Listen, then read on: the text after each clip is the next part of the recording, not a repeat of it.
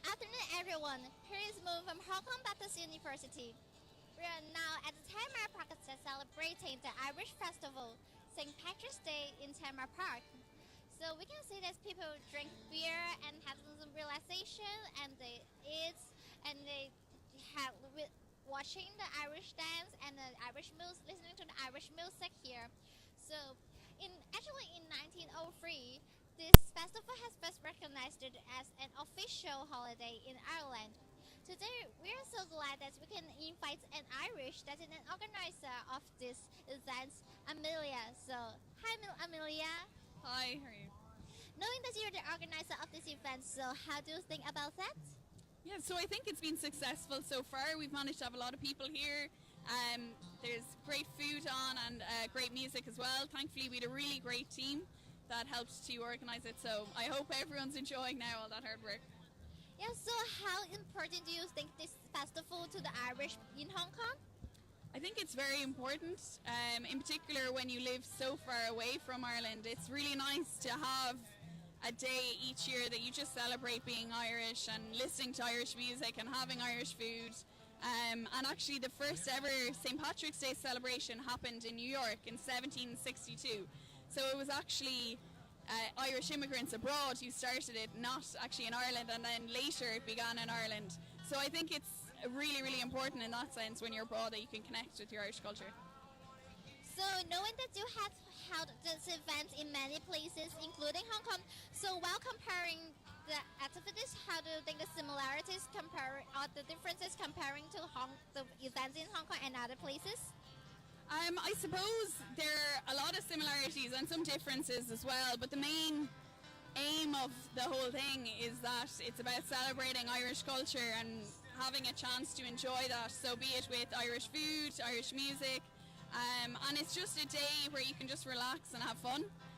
And that was why as well we wanted to make sure that it was a free event, that it's open to the public, anyone can come along, and it's just about enjoying yourselves and enjoying the best parts of Ireland. Oh yes, so knowing that you have cooperated with a lot of organizations to hold this free event, so how is there any challenges between while holding this event? I suppose there's always, various hiccups along the way when you're trying to pull something like this together. Even this morning there was nothing here, so we essentially had to put up these tents and the stage and lights and sound, everything. So that takes a lot of organisation, and thankfully we had a lot of great people who could really help with that.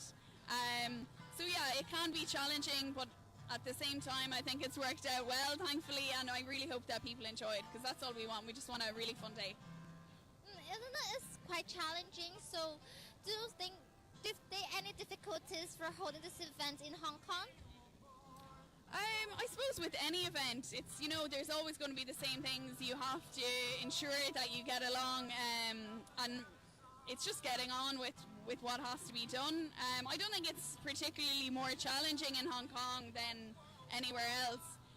I suppose maybe Ireland is more known in other countries, so that helps sometimes, but it's the usual things you have to do with any event, so I don't think it's been any more difficult in Hong Kong. So knowing that you have participated in this event for a long time, so is there any specific moment that impressed you a lot in the St. Patrick's Day? I suppose, well, each event is different, so this is probably very different. It's the first one I've organised myself, so that's different in itself, in that normally when I go to St. Patrick's Day I'm just here to enjoy it. I don't have to worry about anything. It's, I just turn up and have fun. So that's a different dynamic, but I'm still enjoying my day. I'm still having a really good time. But I just am more aware now of all the work that goes on behind the scenes that you don't when you just turn up on the day. But at the same time, it's still, there's some variation, but it's still all about just celebrating the best parts of Ireland. Yes, seem to enjoy a lot. So see that you are wearing the green shirt, so is there any specific meaning behind of the green color? Because I can see a lot of things is in green color. Well, I suppose green has become a symbol of Ireland in a way, and we say that Ireland has 40 shades of green because it's just such a lush, lovely green country. And also green is on our flag. So in a lot of ways, when you and as well our football team or rugby team, we all wear green. So it's kind of our supporting colour. So I think a lot of people associate green with Ireland as well, and that's why on St. Patrick's Day we normally wear green. Yeah, so I think you really like green. The Ireland really like green very much. So do you think Do you think how Irish people think about this color and how they think of the St. Patrick's Day? Well, the colour, I suppose, well, for me anyways, green is always going to symbolise Ireland. So if I'm wearing green, I'm literally wearing the Irish jersey. It's like representing the country.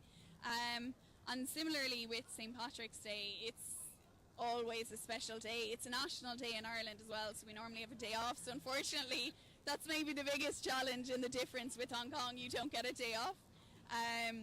But it's always a special day, no matter where you are in the world. There's normally something. So even here in Hong Kong, for St. Patrick's Day over the weekend, we had a couple of sites that went green.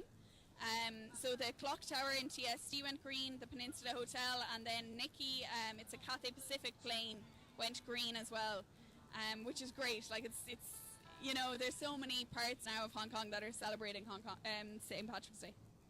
Yeah.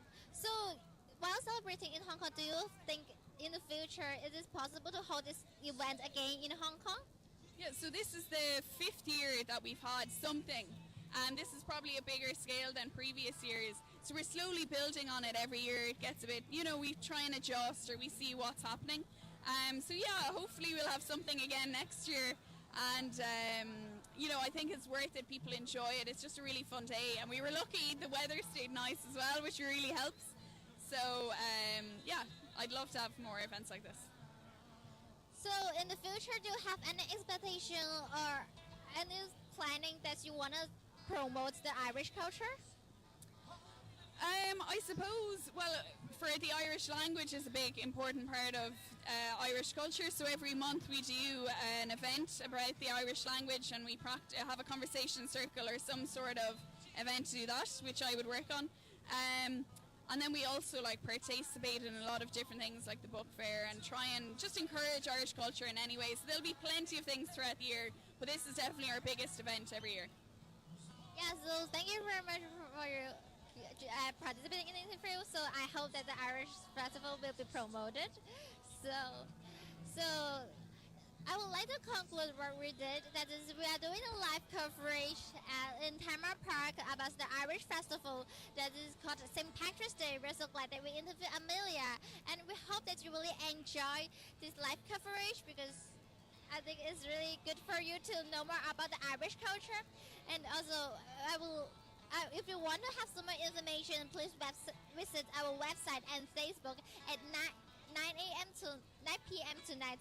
So hope you enjoy our coverage. Signing off, this Jay behind the camera. See you.